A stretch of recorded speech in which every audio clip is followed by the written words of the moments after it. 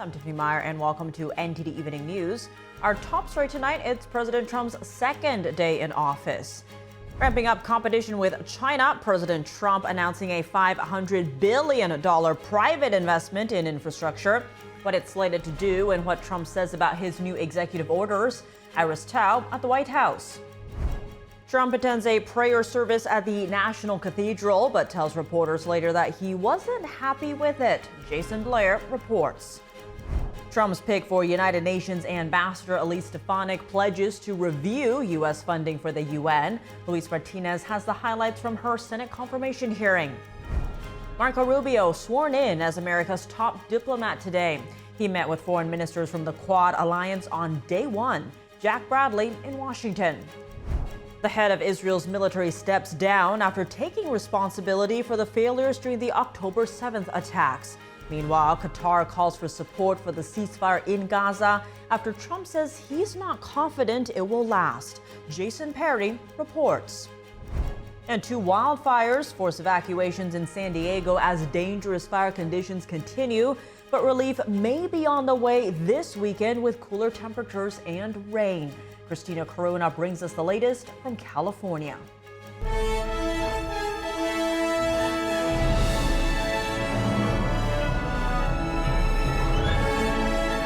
This is NTD Evening News.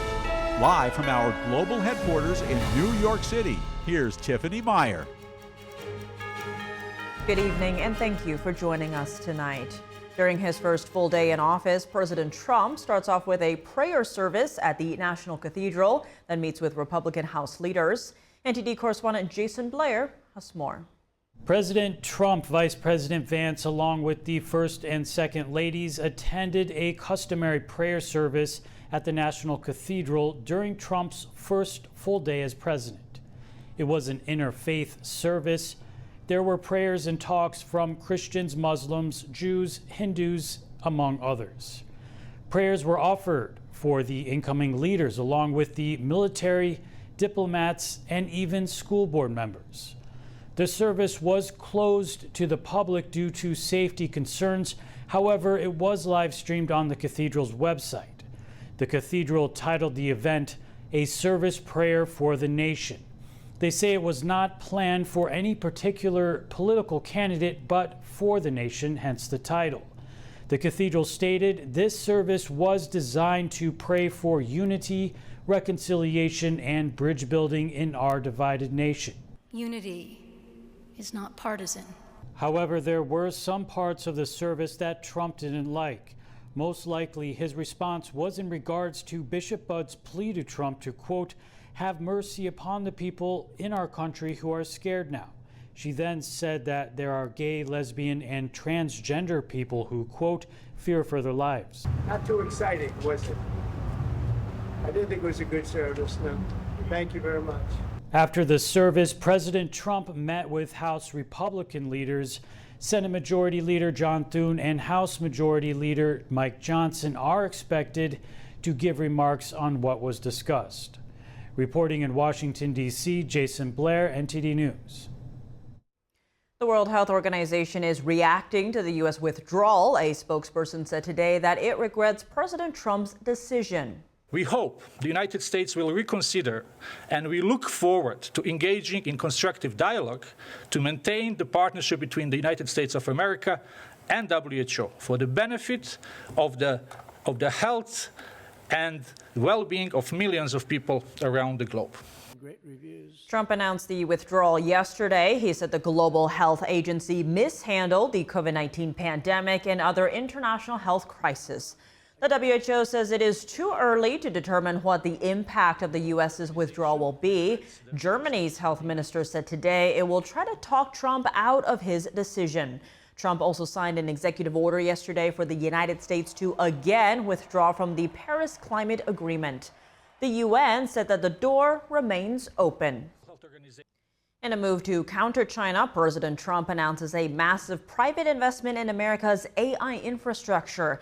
He also reveals his plans to strike a deal with TikTok. And joining us now live is NTD's White House correspondent Iris Tao. Good evening, Iris. What are the details of the announcement?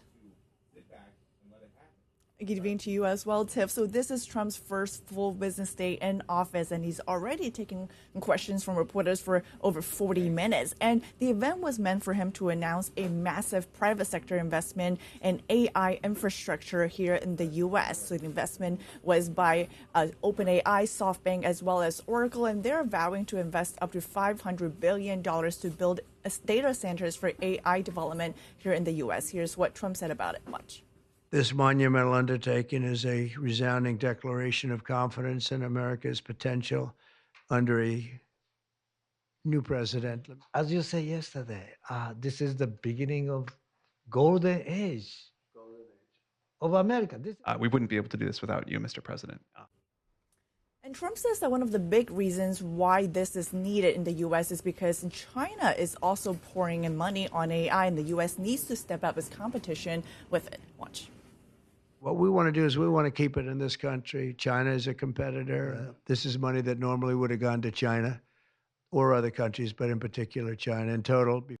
And actually, in an open handbook, the OpenAI company just warned last week that if the money is not invested in the U.S., that large amount of funds will go to China-backed projects. And that's why we're seeing this huge investment in AI right here. Back to you. And Iris, President Trump also talked about a range of other topics during his remarks. Tell us more about what else he revealed. Sure. So one of the major topics that he spent time talking about today was in TikTok. So a reporter asked him why he changed his mind on TikTok. Now he seemingly wanted to save it. And Trump says that he might just, negotiate on camera. He says they're talking about potentially giving a deal which would allow the U.S. to take half of TikTok and then give it a permit. He points out that without a permit to run in the U.S., the app is worthless. Watch. It's worthless if it doesn't get a permit. It's not like, oh, you can take the U.S. The whole thing is worthless. With a permit, it's worth like $1 trillion. So what I'm thinking about saying to somebody is buy it and give half to the United States of America, half, and we'll give you the permit. And they'll have a great partner, the United States. And Trump, when asked if he's open to Elon Musk potentially buying TikTok, he says he's open to it if Elon Musk actually wanted to. And he also talked about tariffs on China. He says he's talking about a 10% tariffs on China, especially given what China has done, allowing fentanyl to ultimately pour into the U.S. He also says that tariffs are actually the only way that you can get fairness. And on other topics, he talked more about the letter that President Biden left him in the Oval Office. Of course, we saw that moment when he was signing executive orders, when Trump actually found that letter right on camera during his live coverage, actually signing those orders. And Trump says that is actually a very nice letter, called it an inspirational note. So that's what we found out actually today. And Trump teased that he might actually make it public. And Trump also announced that he will visit California later this week to visit the areas impacted by the wildfires. He again criticized the response to the wildfires. Of course, we're going to hear more from him in the coming days as he announces more investments. He actually previewed that as well. So a lot happening already on day one, full day one of this Trump White House. Back to you. All right, Iris, thanks for those updates and for braving the cold for us. The Senate continues its confirmation hearings on President Trump's cabinet nominees. Members of the new administration's national security team are getting priority. Our Washington correspondent Luis Martinez has more on this story. The nomination is reported favorably. I appreciate all of your attendance today at this meeting, and the committee stands in recess. That was Senator Crapo, the chairman of the Senate Finance Committee, announcing the committee's results on the vote on the confirmation of Scott Bessent for Secretary of Treasury. The committee voted with 16 votes in favor and 11 against to clear the nomination for a vote on the Senate floor. Pete Hegseth, Trump's pick for Secretary of Defense, and Christine Noem, Trump's pick for Secretary of Homeland Security, have also been cleared by their respective committees. And on Tuesday, it was Congresswoman Elise Stefanik, the Republican from New York, who had her confirmation hearing to be the next UN ambassador for the United States. The purpose of the United Nations is to maintain international peace and security, develop friendly relations among nations based on a shared respect for the principle of equal rights, solve international problems, and harmonize the actions of nations in the attainment of common ends. The UN has not lived up to this founding mission, and we must demand better. Trump's pick for UN ambassador was critical of the United Nations and favored a U.S.-led approach to end the Russia-Ukraine conflict. Certainly, it's going to be important to support President Trump's approach with his special envoy to address and bring that to a resolution and use this position at the United Nations to support his strategy and give him maximum flexibility to bring this to a resolution. Trump's pick for Secretary of Veterans Affairs, Doug Collins, also had his confirmation hearing on Tuesday. But also being a veteran, I think I also bring something that is unique to this position almost since it became a cabinet position. I'll be the first member of this Hill, House or Senate, to serve if confirmed by this body, which I think brings a different perspective to my service here. Trump's nominees have broad support from Republican senators who control the majority, but Democrats have shown strong opposition to Peter Hegseth's nomination. Leave my questions of Pete Hegseth about his serial infidelity, about the allegation of sexual assault that he refused to disclose to President-elect Trump and the transition team, and his own mother's allegation that he's a serial abuser of women. I think those are the kinds of things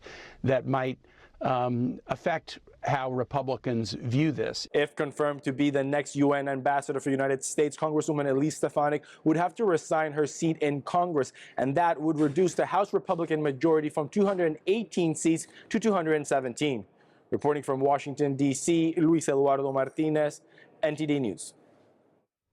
America's new Secretary of State Marco Rubio this morning became the first cabinet official to be sworn into the new administration. He was confirmed by a resounding unanimous vote in the Senate. NTD's Washington correspondent Jack Bradley has the details. As top diplomat in the new administration, Marco Rubio took the oath of office, becoming the first cabinet member to do so on Tuesday. Now, he said that it's an honor to lead the department and laid out some clear objectives on how he's going to handle things under the Trump administration. Everything we do must be justified by the answer to one of three questions. Does it make us stronger? Does it make us safer? And does it make us more prosperous? If it doesn't do one of those three things, we will not do it. President Trump made clear in his inaugural speech that one of the primary goals of American foreign policies is the promotion of peace. Of course, peace through strength, peace and always without abandoning our values. Rubio was confirmed by the Senate by a 99-0 vote, and Vice President J.D. Vance swore him in and said that he spoke highly of his character, as he knows him very well, serving alongside him in the Senate. It's pretty hard to top being sworn in as vice president and then the Buckeyes win the national championship the very same day. But this is a hell of a start to a run, because Marco is one of my favorite people in Washington. Newly sworn-in Rubio called on U.S. diplomats to defend and execute President Trump's America First policies. As former Republican senator from Florida, he's been known to have a hawkish stance on foreign policy, especially communist China. He introduced several bills in the last Congress countering the Chinese Communist Party's influence operations and human rights abuses, like its state-sanctioned forced organ harvesting. On his first day in office, Rubio met with leaders from India, Japan, and Australia. Now, these three countries, along with the U.S., make up what's called the Quad Alliance, and they represent nearly 2 billion people and over a third of the global GDP. The group has had a major focus on countering the Chinese Communist Party's military influence operations. During one of President Biden's last meetings with the Quad leaders in Washington, he told them on sort of a hot mic moment that China is testing them with its aggression in the Indo-Pacific region. Reporting from the State Department, Jack Bradley, NTD News. The chief of the Israeli Defense Forces has resigned. He said he's taking responsibility for not preventing the October 7th attacks. His announcement comes during a ceasefire with Hamas, which President Trump said he's not confident will last. NTD's Jason Perry has the story. The chief of staff of the Israeli military, Lieutenant General Herzi Halevi, announced his resignation on Tuesday. And he addressed the Hamas terrorist attack on October 7th, 2023, that happened under his watch as the chief of the Israel Defense Forces, or the IDF. I bear responsibility for the IDF's failure. I also have responsibility for the achievements. I wish we had not been required to achieve these achievements, and no achievement will undo the immense pain, sorrow, and loss that has been caused since the day the war began. Halevi said he will continue his military duties until March 6th, giving him 40 years of military service. Residents in Israel shared their thoughts on his resignation. He's taking the responsibility, and I hope that our government will take the same responsibility for the same occasion that happened. I think the resigning of the chief of staff is very good. It should have happened long ago, and the next one should be the Netanyahu and the government. They should take responsibility like the army did and quit. The military chief's resignation comes during a ceasefire in the Gaza Strip. One resident shared his thoughts now that President Trump has taken office. Trump had a very clear position that he does not want the war to continue in Gaza and does not want it to continue in Ukraine either. We hope that this can be a serious position that leads at the end to a permanent silence in the Gaza Strip. However, after taking office on Monday, President Trump said he wasn't confident that the ceasefire in the Gaza Strip would make it through all three phases. Meanwhile, the foreign ministry spokesman for Qatar, which has been mediating the talks, said he's confident the ceasefire will continue and added this. The international community can't take this deal for granted. We have to work together in the international community, all of us, to make sure that both sides understand that it is the will of the international community for this deal to continue and for sustainable peace to be reached in Gaza. And according to the Times of Israel, Hamas has agreed to release 4 more Israeli female hostages on Saturday in exchange for a second group of Palestinian prisoners. Jason Perry, NTD News. 2 wildfires erupted early this morning in the San Diego area, triggering evacuation orders. This comes as Southern California continues facing dangerous fire conditions. NTD's Christina Corona tells us more.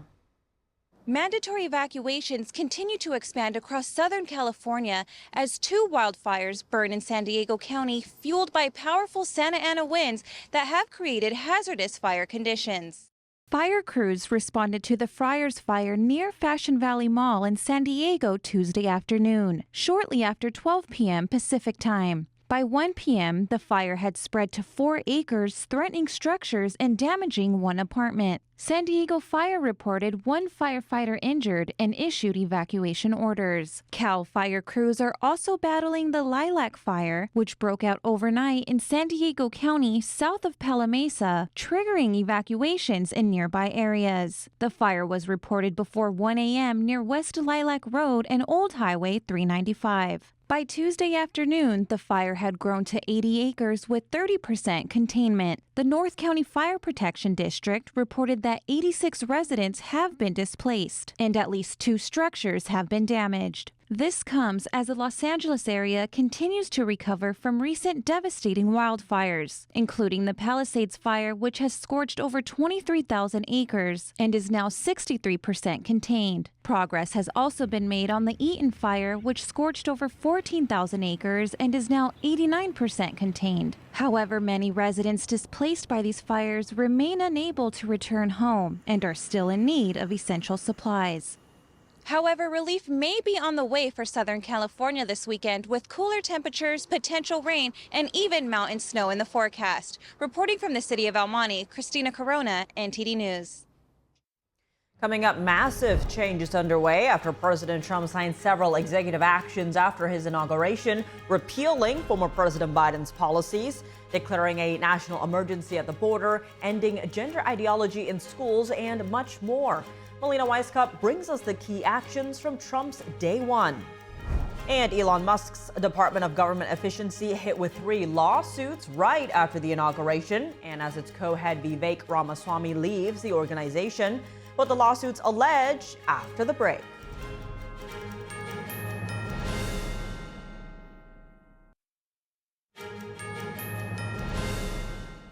Welcome back. I'm Tiffany Meyer. As one of his first acts in office, President Trump signed several executive orders at the Capital One Arena and even more back at the Oval Office. NTD's Melina Weisskopf has details on the slew of actions the president has already taken. On President Trump's first day back in the Oval Office, he isn't holding back. He's already signed several executive orders on everything from repealing former President Biden's policies to eliminating gender ideology from public schools. So we're going to sign executive orders. First, I'll revoke nearly 80 destructive and radical executive actions of the previous administration. He rolled back requirements on vehicle emissions, DEI initiatives in the federal government, and bans on offshore oil and gas leases. And he's once again withdrawn the U.S. from the Paris Climate Accord. I'm immediately withdrawing from the unfair, one-sided Paris Climate Accord ripoff. The United States will not sabotage our own industries while China pollutes with impunity. As for slimming down the federal government, the president is pausing new regulations by federal agencies, freezing all federal hiring except for essential areas like the military, and requiring federal workers to return full-time in person. Thank you, sir. Next, we have a directive to every department and agency in the federal government to address the cost of living crisis that has cost Americans so dearly. Trump also signed an order that ends, quote, weaponization of the government and another order preventing censorship of free speech. He put more than 1,000 Biden administration appointees on notice after midnight, writing, "My presidential personnel office is actively in the process of identifying and removing over 1,000 presidential appointees from the previous administration who are not aligned with our vision to make America great again." As for immigration, the president declared a national emergency at the southern border. This is a proclamation guaranteeing the state's protection against invasion based on the current crisis at the southern border. He's also revived border wall construction and his Remain in Mexico policy, and designated drug cartels as foreign terrorist organizations. And his order to address the definition of birthright citizenship has already been met with a lawsuit. A crowd flooded the D.C. jail late Monday as Trump pardoned some 1,500 January 6th defendants. We hope they come out tonight, frankly. They're expecting it. Several January 6th prisoners left the D.C. jail last evening. Other executive orders expanded Alaska's energy production, kept TikTok alive, and withdrew from the World Health Organization. In addition to those executive orders that Trump signed just hours after taking the oath of office, well, the new Trump White House has listed a four-pronged list of priorities: safety, affordability, and energy, draining the swamp, and bringing back American values. So this is what we can expect to see over the next 4 years of this new Trump administration. Reporting from Washington, D.C., Melina Weiskup, NTD News. President Trump has signed an executive order delaying enforcement of the TikTok divest or ban law. The move gives his administration 75 days to find a solution that balances national security concerns with the app's popularity among 170 million American users. I mean, they really have nothing. It's passed in Congress. It gives the president a right to make a deal or to close it. And we have 90 days to make that decision. But I could see making a deal where the U.S. gets 50% of TikTok, polices it a little bit or a lot, depends on them. There's so many different products made in China, and nobody ever complained about it. The only one they complain about is TikTok. And TikTok is largely young people. I guess I have a warm spot for TikTok that I didn't have originally. The law was enacted last April and upheld by the Supreme Court last week. It requires TikTok to separate from its Chinese parent company ByteDance or face a U.S. ban. Critics, including outgoing FBI Director Christopher Wray, warned that TikTok poses significant national security risks. Trump says the U.S. should broker a deal to own half of TikTok. He estimated it could be worth $1 trillion. He says the U.S. could police the app. Meanwhile, TikTok briefly suspended service as the original deadline passed, but resumed operations after Trump's executive order. Elon Musk's Department of Government Efficiency hit by 3 lawsuits right as its co-head Vivek Ramaswamy leaves the organization. Here's the story. Right after President Trump's inauguration, Elon Musk's Department of Government Efficiency, or Doge, is hit by 3 lawsuits. Social progress firm Democracy Forward, law firm National Security Counselors, and progressive think tank Public Citizen accused Musk of violating a 1972 law, the Federal Advisory Committee Act. Trump tapped Musk to lead Doge to cut down on government waste. The organization's official site, Doge.gov, shows a picture of a golden dog with the words, "The people voted for major reform." The lawsuits allege that Doge is a Federal Advisory Committee and therefore must have fairly balanced representation, keep regular meeting minutes. let the public attend meetings, file a charter with Congress, and more. The Federal Advisory Committee Act was established after the federal government started relying heavily on these outside committees, but they had no rules or oversight. In 1989, the Supreme Court ruled against public citizen in a similar case, saying, quote, "We could not believe that FACA was intended to cover every formal and informal consultation between the president or an executive agency and a group rendering advice." Coming up, it's President Trump's second day in office, and his administration is already facing a lawsuit. Arian Pasdar has the latest on Trump's action aimed at tackling the immigration crisis. Americans react to President Trump's inauguration and his first executive orders. We bring you voices from the National Mall in Washington, D.C. That and more after the break here on NTD News.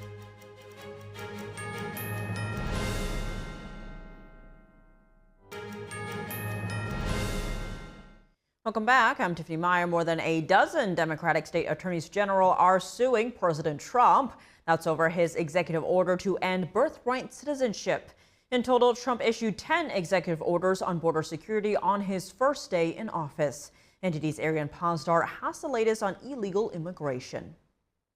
More than a dozen Democratic state attorneys general are challenging President Trump's bid to end birthright citizenship. New Jersey Attorney General Matthew Platkin is leading the lawsuit. He points out that the 14th Amendment of the Constitution guarantees citizenship to all children born in the United States. For the unlawful order he signed yesterday that rewrote the Constitution, upended centuries of precedent, and denied residents in our state and across this country the right that they have in the Constitution to birthright citizenship. In Tuesday's lawsuit, the attorneys general argue that the citizenship stripping order falls far outside the legal bounds of the president's authority. The issue could end up becoming the first major Supreme Court case for Trump's second term. And also on Monday, I will declare a national emergency at our southern border. the national emergency paves the way for military deployment to the border and the completion of the border wall. Some of the other executive orders include reinstating the Remain in Mexico policy, ending catch and release of illegal immigrants, designating cartels as foreign terrorist organizations, pausing refugee admissions, and more. By stopping catch and release and re-implementing policies such as Remain in Mexico, those seeking asylum will no longer be able to live and work in the United States while waiting for their immigration cases to be heard. On Tuesday, Mexico's president commented on Trump reinstating the Remain in Mexico policy. We will not leave people out in the open. So, we act humanely and seek repatriation to their countries in the case of foreigners. She added that this is Mexico's immigration policy, calling it part of her, quote, humanitarian government. Arian Pasdar, NTD News. Joining us now to discuss the designation of cartels as terrorists is retired U.S. Navy Captain Armin Kurdian. Armin, thank you so much for joining us. Great to see you again. Now, to begin, the order says that cabinet secretaries will, within 2 weeks, recommend that specific cartels be given the terrorist designation. What could change for U.S. law enforcement as soon as these cartels are officially listed as terrorist groups? Well, imagine you have first of all, good evening, Tiffany, that you have a toolbox that's maybe only, a small toolbox, and now you've been given an entire tool shed to work from. So obviously working with Mexican authorities or foreign governments to eliminate the cartels on their territories is what, the DEA, FBI, what we've been doing. But now we have the ability and the authority to basically go out and do it on our own. Now, obviously, Mexico, as our neighbor and our ally, we're going to have to work with them. We don't want to be doing things completely without their knowledge. But what it does is allows us to go and perhaps execute actions such as, removal, targeted killings, targeted strikes, or additional sanctions without necessarily the approval or the need for approval of the Mexican government. Certainly, it will help to have their cooperation. I'm sure they will cooperate with us any way they can. But the Mexican government is corrupt all the way to the top. And we need to find a way to stop these cartels, stop the human trafficking, and stop the flow of drugs over our borders. Now, President Trump's executive order points to governments infiltrated by cartels. What does this mean for officials affiliated with these terrorist organizations, especially those in Mexico? Well, I think we are a lot more concerned in terms of the cartels, the actual cartel persons themselves. So if there is a judge that's been bribed or a mayor that's been bribed, honestly, I don't think that that's going to be a concern of the United States writ large. It's going to be more a question of just eliminating the source of that bribery or the source of those funds. So if you want to look at it this way, there's a lot of things that could possibly happen, and it doesn't necessarily mean that we're going to go start blowing up a cartel mansions right off the bat. But what it does mean is that perhaps we could sanction a lot more individuals much more easily. We could seize their assets much more easily, either having them designated as a foreign terrorist organization or as a specially designated terrorist organization, a couple of different forms of U.S. code that could actually make that happen. When you consider the damage that's actually being done, and if you want to look at the number of Americans who have died from fentanyl overdoses over the last couple of years and the absolute horrors that they've caused within this country, I think it is a welcome addition to law enforcement. I'm sure the FBI and the DEA and frankly, state authorities are going to be chomping at the bit to get to work. Now, Trump has signaled an openness to commanding strikes against cartels in Mexican territory. With this latest development, how much closer are we to this becoming a reality, perhaps with a drone? Very, very close. Well, let's put it this way. Once they are designated as a terrorist organization, then once we get through this process, then drone strikes are very, very possible and even would be, so to speak, permitted. Now, consider the fact that, say, a lot of these small, we'll call them factories, where the drugs are spit out or the precursor chemicals are put together and drugs are shipped back and forth. You may have 10 to 20 cartel personnel who are overwatching perhaps, 100 or 150 civilians who are working this together. So you don't want to just go and blow the place up. That's something that we have to keep in mind. But perhaps, say, a drug truck with some cartel personnel that's going along a road could be an easy target. Now, if you want to walk the dog on this, this means okay, the U.S. starts striking these trucks or say the cartel personnel, let's say without civilian casualties directly. Does this mean the cartels start retaliating against the Mexican government directly? Does that cause problems for the United States? Or does this mean that the Mexican government is now emboldened to take action more directly against these cartels to know that we have their back, at least for the next few years, to actually take them out? So it's a very complex, complicated issue that is going to be great, but it's going to take some time to figure out the ways that we can do this right with a minimum or negligible amount of civilian casualties. We don't necessarily transfer U.S. deaths for deaths of Mexican civilians. I don't think that's what we're targeting. We want to figure out a way to take the teeth out of these cartels, eliminate them as a threat, eliminate their ability to wage war, so to speak, take away their money, take away their infrastructure, their weapons, sanction them, isolate them, and eliminate them as a threat without necessarily harmfully impacting the Mexican government through retaliation.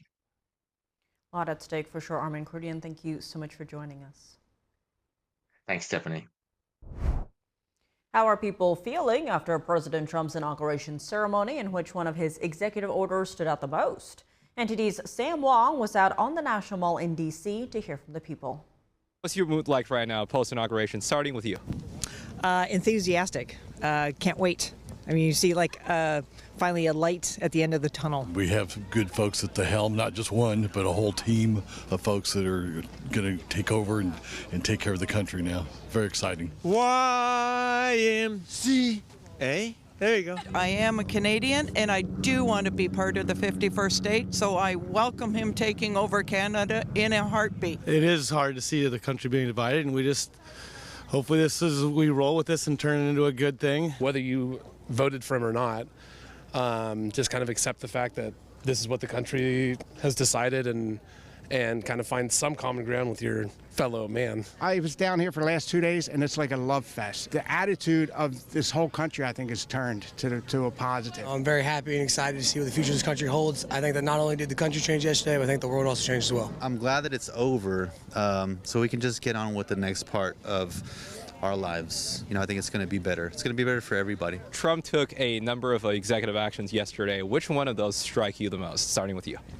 Actually, of course, the first is the border, closing the border. And we've got kind of a front row seat. We're from Texas, so we appreciate a good border. I think the biggest one is shutting down the border and freeing the J6 guys. That was another one. And taking men out of women's sports. I saw the one about, this one's kind of difficult, about birthright citizenship. You know, there was a better way to maybe bring legal immigration and make them, the good ones, the ones that can do something and the ones that are good people, to make them American citizens. I think that would be good. There's so many government employees that work from home. I like that executive order the most, getting people back in.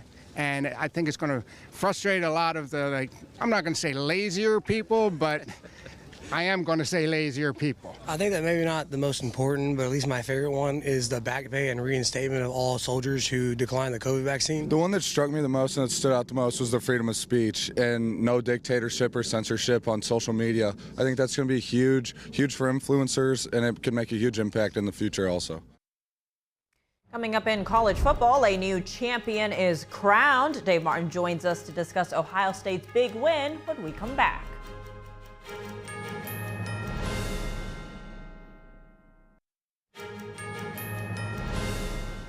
Welcome back. I'm Tiffany Meyer. Now for your sports news, we're joined by NTD's Dave Martin. Dave, plenty going on today, but let's start in college football as Ohio State is celebrating their national title after beating Notre Dame last night. How surprising was it that the number 8 seed in the playoffs won it all? I mean, it wasn't that surprising. I mean, I picked them to win it. Of course, the playoff seeds were kind of, a joke, really. They were much different from the playoff rankings that they used to actually determine who made the playoffs.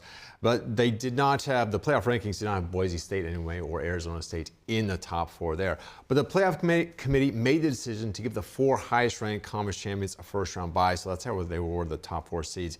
It wasn't necessarily who they thought were the top 4 teams. In any case, the Buckeyes looked so determined throughout the playoffs. They won every game by double digits. Last night was no different either. I mean, they had a 31-7 lead at one point in the third. The Irish, of course, did come back. They made it somewhat of a game there, but then Ohio State got that long pass to Jeremiah Smith there at the end that all but sealed it.